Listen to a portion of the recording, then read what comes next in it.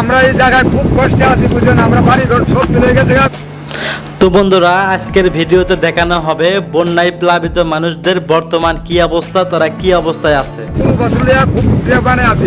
ফারাক্কা বাঁধের বয়স 50 বছর পেরিয়ে গিয়েছে এবং ফারাক্কা বাঁধের বিভিন্ন জায়গায় ফাটল ধরেছে। তবে কি সত্যি ফারাক্কা বাঁধ ভেঙে ফেলা হচ্ছে? বিভিন্ন রিপোর্টে বলা হচ্ছে ফারাক্কা বাঁধের আয়ু শেষ হয়ে যাচ্ছে। তাছাড়া এই বাঁধটি বাংলাদেশ এবং ভারত উভয় দেশেরই ক্ষতি করছে। তাই এই বাঁধটি থাকলে যেমন ভারত বাংলাদেশের ক্ষতি হবে, ঠিক তেমনই ভারত বাংলাদেশের সম্পর্ক নষ্ট হবে। তাই ভারত সরকারের উচিত এই বাঁধটি ভেঙে ফেলা। তো চলুন আজকের এই ভিডিওতে আমরা জেনে আসি ফারাক্কা বাঁধের ভবিষ্যৎ কি।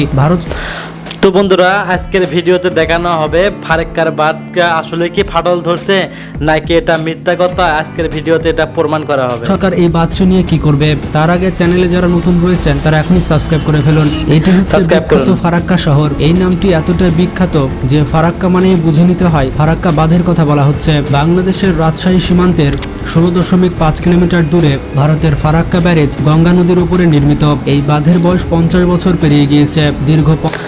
তো বন্ধুরা, নরেন্দ্র মোদী এই ফারাক্কার গেট খুলে দিয়ে বলতেছে ফারাক্কার গেট নাকি অটোমেটিক খুলে গেছে, যার কারণে বাংলাদেশে এত বন্যা হচ্ছে। 50 বছরে গঙ্গার পানি অনেক দূর পর্যন্ত গড়িয়েছে। এই ফারাক্কা বাঁধ শুধুমাত্র বাংলাদেশের উপরেই বিপর্যয় ডেকে আনেনি, ভারতও এর দীর্ঘমেয়াদী প্রভাব প্রত্যক্ষ করতে শুরু করেছে। স্বাধীনতার পর থেকেই বাংলাদেশ এবং ভারতের মধ্যে ফারাক্কা ইস্যু চলছে। এখন এর সাথে যুক্ত হয়েছে পশ্চিমবঙ্গের মালদা এবং মুর্শিদাবাদের নদী ভাঙনের শিকার তৈরি হয়েছে লাখো মানুষের দুর্ভোগ। এছাড়া উত্তরপ্রদেশের বন্যার কারণ হিসেবে ফারাক্কা বাঁধকে দায়ী করা হচ্ছে। দিন দিন ফারাক্কা। তো বন্ধুরা, ফারাক্কার গেট খুলে না দিলে কখনো এটা একা একা খোলে না।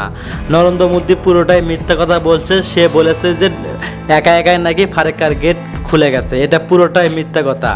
যাই হোক বন্ধুরা, চলুন ভিডিওতে আজকে আমরা সম্পূর্ণ দেখব। ভেঙে ফেলার দাবি অনেক জোরদার হচ্ছে। পরিবেশগত বিপর্যয়ের পাশাপাশি গঙ্গা নদীর প্রবাহ পরিবর্তন হয়ে যাওয়ার আশঙ্কা করছে অনেকে, যে কারণে প্রশ্ন উঠতেই পারে কি আছে ফারাক্কা বাঁধের ভাগ্যে। ফারাক্কা বাঁধের আয়ু বা আছে আর কতদিন? ভারতের পশ্চিমবঙ্গ রাজ্যের মালদহ এবং মুর্শিদাবাদ জেলায় গঙ্গা নদীর উপরে তৈরি করা হয়েছে এই ফারাক্কা বাঁধটি। লম্বাতে এই ফারাক্কা বাঁধটি 2240 মিটার। $280 মিলিয়ন ব্যয়ে সোভিয়েত ইউনিয়নের সহায়তায় এই বাঁধটি তৈরি করা হয়েছিল। কিন্তু ফারাক্কা সমস্যার সূত্রপাত ঘটে 50-এর দশকের গোড়ার দিকে। কলকাতা বন্দরের নাব্যতা বৃদ্ধির অজুহাতে ভারত 1956 সালে এই প্রকল্পটি হাতে নেয়। নদীর উপরে বাঁধ।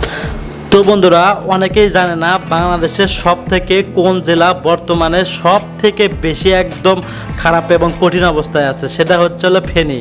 ফেনীতে একদম 10 নম্বর সংকেত দিয়েছে। তৈরি করা হবে। এই খবরটি জানার পরে তৎকালীন পাকিস্তান সরকার এক তীব্র প্রতিবাদ জানায়। পাকিস্তানি প্রতিবাদের উত্তরে ভারত তাদেরকে জানিয়েছিল যে গঙ্গার বাঁধ নির্মাণ এখনো অনুসন্ধান পর্যায়ে রয়েছে। 1960 সালে ভারত প্রথমবারের মতো পাকিস্তানের সাথে এই বিষয়ে বৈঠক করে। এই প্রক্রিয়া চলা অবস্থাতেই 1961 থেকে 62 সালে ভারত গোপনে বাঁধ নির্মাণের কাজ শুরু করে। এভাবে বাংলাদেশের জন্মের পূর্বেই 1970 সালে ফিডার খাল ব্যতীত ফারাক্কা বাঁধের কাজ শেষ করে ফেলা হয়।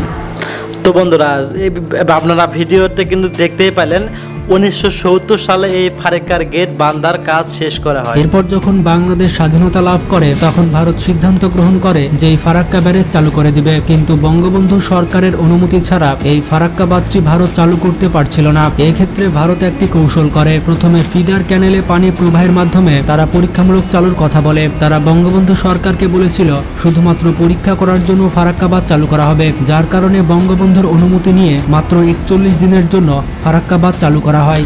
এই কথা বলে ফারাক্কা বাঁধ চালু। তো বন্ধুরা, আপনারা জানেন এবার যখন ফারাক্কার গেট খুলে দেওয়া হয় তখন কিন্তু বাংলাদেশে কোনো রকম নোটিশ দেওয়া হয়নি। তার মেন কারণই হচ্ছে বাংলাদেশের সরকার পদত্যাগ। বঙ্গবন্ধুর কন্যা শেখ হাসিনা পদত্যাগ করার ক্ষেত্রে ভারত বাংলাদেশের উপর ক্ষিপ্ত হয়ে গেছে, ক্ষিপ্ত হয়ে পানি দেওয়া শুরু করতে ভারত এটি আর বন্ধ করেনি। বাস্তবতা হচ্ছে ওই 41 দিনের পরিবর্তে 53 বছর পরেও এই বাঁধটি চালু আছে। নির্মাণের 53 বছর হতে চললেও আন্তর্জাতিক আইন অনুযায়ী ফারাক্কা বাঁধ রিভিউ করা হয়নি। আন্তর্জাতিক আইন অনুযায়ী প্রতি 40 বছর পর নদীতে দেওয়া বাঁধ রিভিউ করতে হয়, কিন্তু ফারাক্কা বাঁধ রিভিউ করার কোনো উদ্যোগ গ্রহণ করা হয়নি। বিশেষজ্ঞরা বলছেন নদীর স্বাভাবিক গতিকে রোধ করছে এই ফারাক্কা বাঁধ। পরিকল্পিতভাবে এই বাঁধটি অন্য একটি দেশকে ক্ষতি করে যাচ্ছে। দেখছেন ভিডিওতে কি বললো, পরিকল্পনা ভাবে। তার মানে আগে থেকেই প্ল্যান ছিল বাংলাদেশকে কিভাবে জলে পানিতে ডুবিয়ে মারতে হয়। এটা আগে থেকেই প্ল্যান ছিল নরেন্দ্র মোদী। তাই এই বাঁধটি নিয়ে অনেক আগেই জোরালোভাবে ভাবার সুযোগ ছিল, এর বিকল্পের চিন্তার দরকার ছিল, কিন্তু এর কোনোটাই করা হয়নি। আর এ কারণে দুই দেশে দীর্ঘদিন ধরে এত বেশি ক্ষতি হয়েছে। 1975 সাল থেকে 1992 সাল পর্যন্ত গঙ্গার পানি প্রত্যাহারের ফলে বাংলাদেশে ক্ষতি হয়েছিল 1,08,500 কোটি টাকা। এই বাঁধের কারণে দেখেন বাংলাদেশে কতগুলো টাকা খরচ হয়েছে, আপনারা কিন্তু নিজে মুখে স্ক্রিনে ভিডিওতে আপনারা শুনতে পেলেন। বাংলাদেশ যেমন ক্ষতিগ্রস্ত হয়েছে, ঠিক তেমনি ভারতও ক্ষতিগ্রস্ত হয়েছে। আর দীর্ঘদিন ধরে যারা ফারাক্কা বাঁধের প্রতিবাদ করেছিল, যেমন মাওলানা ভাসানী, বর্তমানে তাদের দাবি সত্য বলে প্রমাণিত হয়েছে। ফারাক্কা বাঁধ চালুর পর থেকেই মালদহ এবং মুর্শিদাবাদে নদী ভাঙনের মাত্রা জ্যামিতিক হারে বাড়তেই থাকে। এই ফারাক্কা বাঁধের কারণে কত জনপদ। তো বন্ধুরা, এই ফারাক্কার গেট দিয়ে যে শুধু পানি আসে তা না, এই ফারাক্কার গেট দিয়ে বিভিন্ন ধরনের পোকামাকড় যেমন সাপ চলে আসে বাংলাদেশে, ইন্ডিয়া থেকে। যে ধ্বংস হয়েছে সেটা বলার মতো না। হাজার হাজার ঘরবাড়ি, বিদ্যালয়, মন্দির, মসজিদ ইত্যাদি পানির নিচে তলিয়ে গিয়েছে। প্রায় 40,000 পরিবার তাদের ঘরবাড়ি হারিয়েছে।